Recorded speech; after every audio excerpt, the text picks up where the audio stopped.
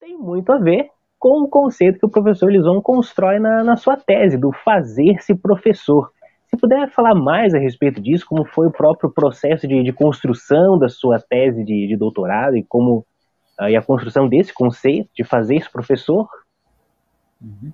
Bom, quando eu voltei do mestrado, eu acabei assumindo na UNO Chapecó, o Noesc, depois no Chapecó, enfim, falava no Chapecó, que é o nome mais recente, né? Então, sempre que reportar, tem essas variações aí no nome. Eu acabei assumindo as disciplinas mais de formação de professores no curso de História, né, que era a metodologia de ensino, e os estágios docentes, né, o estágio de docência. Bom, na época, o curso de História, nós tínhamos um enfoque bastante definido, muito, né, direcionado para a história local e história regional. Então, todos os nossos egressos, né, saíam com uma boa base, com uma boa construção profissional, focando as temáticas, né, dos seus municípios e do seu local, da sua região, temáticas, então, próximas de lá. E eu fui construindo uma experiência também de ensino, de que os estágios foram sendo desenvolvidos em cima das temáticas de pesquisa para o trabalho de conclusão de curso. Por exemplo, quem trabalhou com o Movimento Sem Terra procurava desenvolver o seu estágio em alguma relação com o Movimento Sem Terra. Outro caso que eu lembro, por exemplo, as meninas fizeram sobre a história de uma empresa de ônibus, aonde elas foram fazer o estágio, com os motoristas e cobradores daquela empresa de ônibus, lá dentro da empresa. Mais variados, locais e temas, né? Então, e como num determinado período o nosso curso passou a ser o que nós chamamos de período, nós usávamos história, a modalidade alternativa. Por quê? Porque nós não tínhamos mais alunos para o noturno, então nós criamos uma modalidade de ensino que era funcionava nos finais de semana, alguns períodos mais concentrados em fevereiro e julho, e praticamente todo o final de semana, então eles tinham aulas sextas e sábados, e com isso nós congregamos um leque muito grande de estudantes, desde o norte, do sudoeste do Paraná, tínhamos alunos até de Cascavel, a Trindade, no Rio Grande do Sul. Então nós tínhamos, e toda a região oeste de Santa Catarina, de muitos municípios.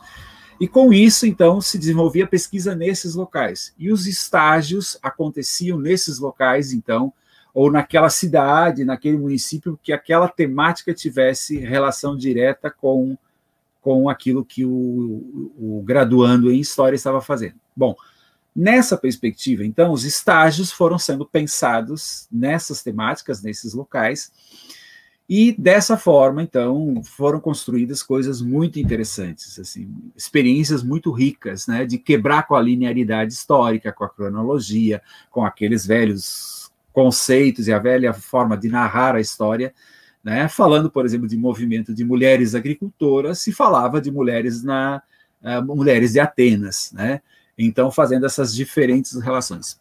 Para mim, e aí eu sempre circulei desde o mestrado em eventos nacionais e levava essas experiências, narrava nos congressos, e as pessoas sempre muito intrigadas com o que nós fazíamos isso e o que acontecia com esses estudantes, né, nesse momento de estágio e depois como professores, né. E isso também começou a me intrigar, chegou um determinado momento, lá pela terceira, quarta turma que eu estava trabalhando, eu comecei a me perguntar o que ficava disso tudo, porque eram experiências muito significativas, né? Formas de trabalhar, de ensinar história. E comecei a me perguntar, me questionar o que acontecia. E elaborei um projeto de pesquisa, que era justamente falar de memórias e experiências do momento que esses meus ex-orientandos de estágio chegavam nas escolas como profissionais. Então, eu trabalhei com duas turmas, né, egressos de duas turmas, uma já estavam há 2 anos na escola, e a outra há 1 ano na escola. Então, E aí a base foi entrevistar esses estudantes, né, ex-estudantes, para que eles me contassem o que estava acontecendo, o que eles conseguiam levar daquela experiência do estágio, de trabalhar com história local, história regional, para as suas aulas cotidianas, né, no modelo convencional de escola, né, de uma série, de várias aulas, 2 aulas por semana, aquele velho esquema de organização escolar. Comecei a entrevistar e começou a vir um volume grande de informações, né? Tem entrevistas de 2 horas, 3 horas quase, onde as pessoas contam muitas coisas, muitas experiências realizadas, frustrações, avanços, recuos, um pouco isso. E eu estava, naquele momento, pensando em sair para o doutorado, né, conseguir liberação na universidade para o doutorado, e apresentei o projeto na Unicamp e fui aprovado, então, com esse mesmo projeto. Era um projeto inicial de pesquisa financiado pela universidade, e transformei, então, em projeto de doutorado. Bom, nisso tudo, eu entrevistei 20 ex-alunos dessas 2 turmas, tanto no Rio Grande do Sul, quanto no oeste de Santa Catarina, em vários municípios, em vários locais, vários deles já efetivos naquele momento, escola pública, escola privada, não, caracterização. E fui desenvolvendo a tese, tentando mostrar um pouco o que é a trajetória desses sujeitos, né, e que memórias eles têm e como eles constroem, então, o seu profissional. O que eu fui chamando, então, de fazer-se professor. Como que eles se fazem professor? Que memórias, que experiências eles tinham já naquele momento, né, inicial de carreira, se bem que alguns já eram professores de anos iniciais, então normalistas, e vieram fazer a graduação, mas já tinham uma experiência de aula, mas não como professores de história. E a partir desse volume de entrevistas, e aí os estudos, né, em Benjamin, Thompson, Vygotsky, também trabalhei, Bakhtin e outros autores, eu fui construindo, então, a tese, tentando evidenciar que não tem uma formação de professores, né? Então, eu fui na contracorrente do que se fala na Universidade Brasileira, na Academia Brasileira, que é a formação de professores, né? É linha de pesquisa em vários programas, é linha de pesquisa no CNPq, na CAPES, né? Em todos os diferentes órgãos de fomento à pesquisa, tem lá formação de professores, tem GT, não pede, tem, né, nos eventos, é formação, se usa a formação. E aí eu comecei a desconstruir essa ideia de formação, que você não forma, né, que a ideia da forma é você cria um modelo, né, você cria um modelo, você fica 4 anos na graduação, tem disciplinas, tem orientações, tem estudos, tem autores, você sai ao final do curso formado. E aí eu comecei a implicar com essa ideia de formar, né, porque formar para mim, e aí eu explicito lá, formar é colocar na forma. Então existia uma forma, um modelo que as pessoas eram colocadas lá dentro, né, e deveriam sair ao final sabendo como ensinar história, né? E aí eu vou construindo a tese mostrando que isso nem sempre procede, nem sempre você forma ou conforma, põe alguém na forma, né? E nisso eu fui debatendo, então, vários modelos de ser professor, o que teoricamente, né, vem sendo estudado e construído aí como a ideia do professor reflexivo, o professor mais tradicional, do professor que serve para transmitir ou para ensinar conteúdos, né? Professor reflexivo, professor pesquisador, professor com autonomia, e aí eu entrei com um quinto argumento, que isso tudo tem prós e tem contras, essas várias perspectivas de pensar né, essa construção desse sujeito professor, mas que tinha algo que faltava naquilo tudo, né, que era pensar as memórias e as experiências dos sujeitos. O que os sujeitos fazem efetivamente na escola, né, porque nós vemos no Brasil e vários países do mundo numa cultura que o professor se evidencia sempre o que o professor não é, né? O professor não faz, o professor não sabe, o professor não se atualiza, o professor é preguiçoso, o professor só consome dinheiro público, é funcionário público que está acomodado, a estabilidade acomoda, né? Todas essas negatividades do professor. Mas até aquele momento... O professor é doutrinador. Mais recentemente, né? Essa perspectiva, né? Quer formar mini-marxistas e todas essas atrocidades, né, dá para se dizer, né, que se fala sem conhecer muito, né? A doutrinação, e aí contra Paulo Freire, que nunca leram Paulo Freire, não tem a menor ideia do que Paulo Freire pensou e escreveu sobre educação, né? Tanto que é reconhecido mundialmente, né? Ou no Brasil, onde você circula, circulei em alguns países onde você circula, todas as pessoas, a primeira coisa, o país do Paulo Freire, né? Todo educador estrangeiro em vários espaços sabe quem é Paulo Freire. Mas feito o parênteses Paulo Freire, voltando, né, à tese. Então, essa construção do que não é o professor. Então, tudo que se diz, e muitas vezes sem embasamento, né, sem pesquisa, sem buscar, de fato, o que é ser professor. E aí a minha perspectiva veio nessa contra-corrente hegemônica aí, de mostrar o que os professores fazem. E aí eu vou evidenciando a construção da tese, justamente mostrando como é que esse sujeito se constrói, sai da graduação, chega na escola, o que acontece com ele? Ele se integra, ele continua resistindo, ele vai buscando os seus caminhos, ele dialoga com os outros. Outros aqui eu falo pais, professores, colegas da área, né, de história, no caso, ou de outras áreas, e eu vou mostrando que tem relações, boa parte das vezes, relações conflituosas, né? Por exemplo, quando se coloca o professor de história que já está na escola há 20 anos e a jovem que chega recém-graduado. O que acontece? Não, as circunstâncias todas e a organização da escola é para que esses dois sujeitos não dialoguem, né? Eles não dialoguem, eles não troquem, né? Por quê? Porque o sujeito que já está há 20 anos, ele pode não saber das teorias, dos últimos debates teóricos, da última tese, do que a universidade está debatendo, né? Mas ele tem uma série de saberes que ele construiu em 20 anos de sala de aula, ou 15, ou 10, ou 5, né?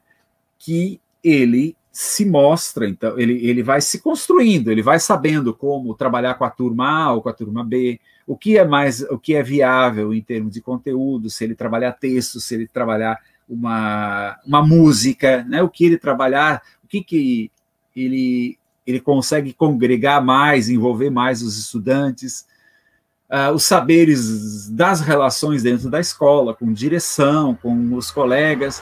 Esse sujeito tem uma série de saberes que são minorizados ou desvalorizados por quem chega, que olha para ele e diz assim, nossa, esse cara está atrasado. Ele nunca, como assim que ele nunca ouviu falar do autor X ou Y? E aí não consegue perceber que ele tem um espaço temporal de 20 anos entre os dois, que aquele tema, aquele autor nem existia academicamente naquele momento que o outro acabou sua graduação. Da mesma forma, quem está lá olha e diz assim, Pedro, você está chegando agora. Calma, vamos ver daqui 2 anos, você vai acalmar, vai parar de querer mudar tudo, querer mudar a escola, mudar as aulas de história, você vai entrar no sistema. Né? Ele diz assim. Então, e se coloca um impasse, acaba se colocando muitas vezes um contra o outro, e não um que integre com o outro, né? que um contribua com o outro. Esse é um desafio. E isso eu vou evidenciando, né? Como que eles narram como eles são recebidos na escola. Né? E desses 20 sujeitos entrevistados, boa parte deles são mal recebidos na escola. Né? Que eles são colocados de lado porque são novos, estão chegando, não sabem o sistema, né? Aí o outro diz assim, vem cheio de teoria, quero ver dar conta na sala de aula, vai lá para o 5º ano, na época ainda, né? Vai lá para a 5ª série para ver se você dá conta com as suas teorias. Né? E assim, essas relações de animosidade vão sendo construídas muitas vezes. Então, isso eu vou mostrando, essas relações, né, na construção da tese, e mostrando também o que eles conseguem fazer daquilo que eles levam da universidade. Então, tentando mostrar também tentando desconstruir aquela ideia de que você sai da universidade sem saber como você vai dar aula, né? Como é que eu vou dar aula? Como é que eu vou ensinar? O que eu aprendi na universidade não serve para nada, né? Você ouve com muita frequência isso. E aí eu tento mostrar que não, que se você faz determinadas coisas, tem determinadas atitudes, determinadas posturas, trabalha com determinados autores, determinadas ferramentas, onde é que você teve isso? Foi a universidade que te deu. Então, tem uma contribuição, sim, da universidade, né? E aí eu vou mostrando, então, como é que esse sujeito se faz professor, né? Mostrando que ele vai se construindo, que é uma construção permanente, né? Tanto que eu hoje, com meus 30 e tantos anos de magistério, passei por N experiências em diferentes espaços, né? Não só lá na região de Chapecó, não só aqui em Florianópolis, mas uma época, né, tive experiência em São Paulo, tive experiência em outros espaços de trabalhar como docente, tanto na educação básica quanto, né, na universidade, né, da graduação ao pós-doutorado, né, já tive supervisão de pós-doutorado, e do 5º ano, né, ao 3º lá na educação básica. Então, nesse emaranhado todo, eu sempre falo, e cada vez é mais presente para mim isso, né, que eu tenho experiências, que eu tenho uma memória daquilo que eu já fiz, mas que eu continuo me fazendo, né? Não continuasse me fazendo professor, não estaria estudando, não teria saído para fazer um pós-doutorado fora do país, para conhecer outras realidades, outros sistemas educacionais, não iria para eventos, para congresso, né? Ficaria num canto. Bom, estou esperando aqui, faltam alguns poucos anos para me aposentar, me aposento por conta e fico lá com as minhas aulas tradicionais. E não é isso que acontece, né, com boa parte dos professores. Claro que tem aquele que cansa e estabiliza e faz o trivial básico e pronto, né? Mas tem aquele que aposenta com 30, 35 anos, né, de escola, 25, né, agora um pouco mais alargado aí, né, por uma série de questões que acham que o professor trabalha pouco, né, o funcionário público trabalha pouco, então tem que estender o tempo, né, tem que dar mais tempo ainda, né, as mudanças previdenciárias aí, mas, né, não é o foco aqui. Mas então, é pensar que você se constrói professor o tempo inteiro, né? Você trabalhou esse ano com uma turma, ano que vem você vai trabalhar com a mesmo ano, né? Você trabalhou com o 6º ano, vai trabalhar com o 6º ano, e você vai fazer muitas coisas diferentes, porque você vai ter uma experiência, você vai saber o que funcionou, o que deu certo, o que deu mais ou menos certo, o que não deu certo em hipótese alguma, que você vai repensar, reorganizar, reelaborar, e buscar alternativas, né? Então, a gente está sempre nessa busca, né?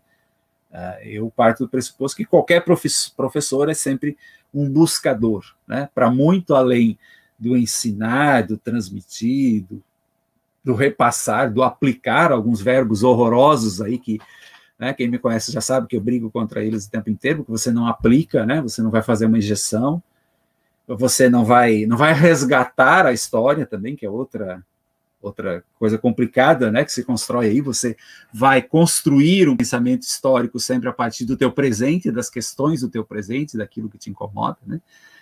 Enfim, acho que são várias questões, e nisso tudo, né, continuo, cada pouco volto, né, ao nosso autor, né, que é um pouco o foco, né, aí do nosso trabalho, que é o Walter Benjamin, que vai me dando elementos. Cada vez que eu volto, que eu estudo, que eu aprofundo um conceito, ele me dá outras chaves para poder ler a minha prática, repensar a minha prática, né, nos diferentes espaços, hoje na universidade, mas, né, em múltiplos outros espaços, quer na formação, no trabalho com educadores, né, o que a gente chama convencionalmente de formação continuada, né, ou ainda que alguns usam o termo mais horroroso, né, a reciclagem, né?